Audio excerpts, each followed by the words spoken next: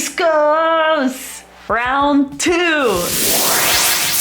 We're jumping right into the next week of my Space Ghost series. I guess it's a series now, where I paint my Nighthaunt Legion of Grief army in ethereal, nebula, space ghost themes because I love space. Some of you guys in my comments have been really cool and giving me such interesting advice on color schemes and how to paint them, and they sound so interesting that I have to try them out. The one that really stuck out to me was that the hair for a lot of these ghosts that have long flowy hair should be almost like a pink nebula color, and you know me and pinks, and I love to incorporate them. And I'm definitely going to try it for the unit that I'm going to paint this week, the Dreadscythe Harridans. They are spooky, creepy space girls, and I can't wait to dive into them and put cool nebula hair on their already starry, ghostly forms. So let's just jump right into it and start painting. I first desperately needed to fix my brushes.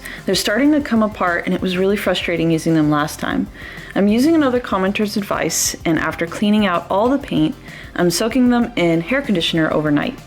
Hopefully they'll feel super smooth again and break apart less. Then we're on to our classic base and gray zenithal. I want to try some of the techniques you guys suggested for using the airbrush to make the starry paint splatter. Here I am testing it on my hand and it's just not working. I have my pressure really low, but I can't keep a consistent splatter. At this point, I'm getting pretty frustrated and I'm worried the paint will dry in the airbrush, so I just go back to my classic paintbrush splatter method. For some reason this time, I maybe didn't make the zenithal bright enough for the lower smoky parts of the model, but using the speed paints for the more purple smoke looks extremely dark. Maybe using both colors just doesn't work and it makes it too dark. I'll probably need to go back and put some white or light gray and try again. Things are going super smoothly, and now it's to end for the night and plan the hair. Now, how to make them look particularly nebula-like. I think the plan is going to be a sponge. So the same technique that I used on the old bases for my first Nighthaunts, but on their hair somehow. But first, I think it has to be a lighter color or like a blend of colors. And I might even be able to do a sponge for that as well, but heavier on the paint and then go lighter and lighter as I make them look. I'm getting really inspired. I'm gonna think on it and then we're gonna do it tomorrow and we're gonna see how it looks. But my head, the vision in my brain, it sounds like it's gonna be really, really cool. So I'll see you guys tomorrow. Time to start making their hair brighter to then use a sponge. The base hair color will be similar to the ghosts on Lady Olenna. I thought originally a nebula that's orange and red would be a really nice splash of color on the hair, but right now it's looking so messy. I was really not liking where this was going. It wasn't looking like clouds of dust at all and more like splatters of paint. So I scrapped the whole idea and decided on a fiery comet hair look. Something really striking, as if they were streaking across an atmosphere. I tried hand painting it, but then I said, screw it. We gotta bring back the airbrush. Taping up the models was really frustrating since nothing fun is happening, but it was really essential to making sure I don't ruin the rest of the stuff I had already worked on.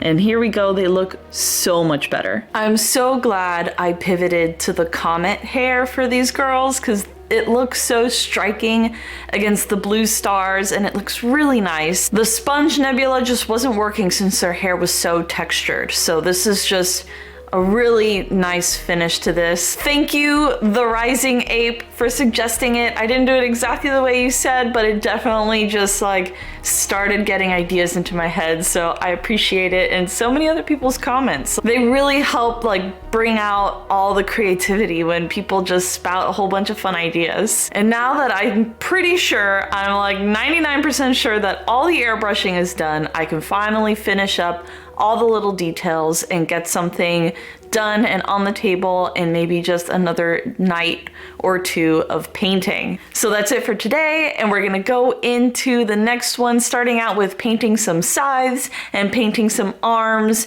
while we think about what in the world we're going to do with the beautiful flowers that are all in their hair. So let's keep going. This time, instead of a white base for under the metallics, I'm going for a ruddy brown color. I really hope this works out since last time when I used white, I had to do so many layers of the metallics for it to look even. I'm also doing their faces a similar bone color, but with a brown undercoat to make it more comet-like in their look. And yes, it's working! The copper is actually coming through really bright and even with just one coat, which is perfect. If only the same could be said for this blue-green color I've been doing for the arms of all my ghosts. Although this time I'm blaming it on my old army painter paints than on my technique. I decided to go with the starry night sky blue I used on their cloaks for the flowers to tie in the colors back together really nice. Blue contrasts so well with red and orange that I think it'll look really good together.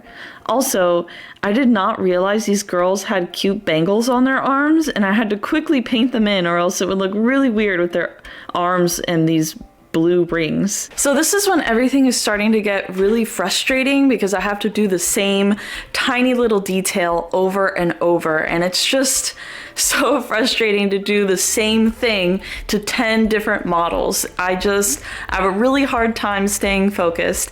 I still painted like over an hour and a half, maybe 2 hours in this session, and I got a lot done, but I also feel like I haven't gotten anything done, and it's really frustrating. Here I have half of them all set up. So I'm hoping that this is the last time I can sit down and do this, and then hopefully they'll be done and ready to go, and then I can finally have this next group done and I can just keep rolling through these Nighthaunts because I just want to get to the good stuff. I just want to get to the Black Coach. I just want to get to, what's his name? I just want to get to Reikenor, you know? I want to paint this guy. I want to paint a really cool ghost carriage. That's the stuff I want to paint. I don't want to paint these run-of-the-mill little guys, and I understand that they are core and essential to your army, and I appreciate them deeply when they're on the battlefield, but right now, I'm just over them. I'm always over them. So let's finish this up strong and let's keep going just a little bit longer. When I did Lady Olenna, I regretted not doing more highlights on her flowers. So this time I'm going to take more time working on them. Just some subtle highlights to make them stand out more. I don't know if you noticed, but with all the airbrushing I've been doing, without an airbrush box, my mat is changing colors so much. Right now it actually looks like a galaxy and I kind of love it. Washes are love. Washes are life. I wish upon a wash I see tonight. And of course, my forgetful self nearly forgot to add the most important part of this entire paint scheme, the color changing metallic paint. I added this in literally the last minutes before I finished. They're officially done, and there's actually a lot more that I learned from this than I originally thought I would. These models I just thought would be run-of-the-mill units, but in terms of techniques on how to do things that are very textured, I think I learned a lot. Mainly that sponges don't particularly work well on very rough, ragged surfaces like their hair. It doesn't translate the way that I originally wanted, and that was interesting to figure out. I also, with the help of people on my comments, which I always love, is that putting a base coat underneath that isn't white, that actually matches the color of the true metallic you're trying to use, makes it come out so much better and smoother, and the color just looks so much richer. I this time instead tried to use a fur ruddy brown underneath and then put the copper on, and it's night and day. It was such a big difference. It was easier to put on. I only had to do 1 or 2 coats, and it just looks so much smoother. So thank you for commenting all these tips for me, because it's just making me a better painter every day, and I just love talking about it. So thank you. And now finally I have another unit down, and I can start getting one step closer to the good stuff. I've got one more squad of people that I have to do of ghosts, and then it's on to Rykor and the Black Coach. So look forward to those, and I'll talk to you guys in the next one. Bye!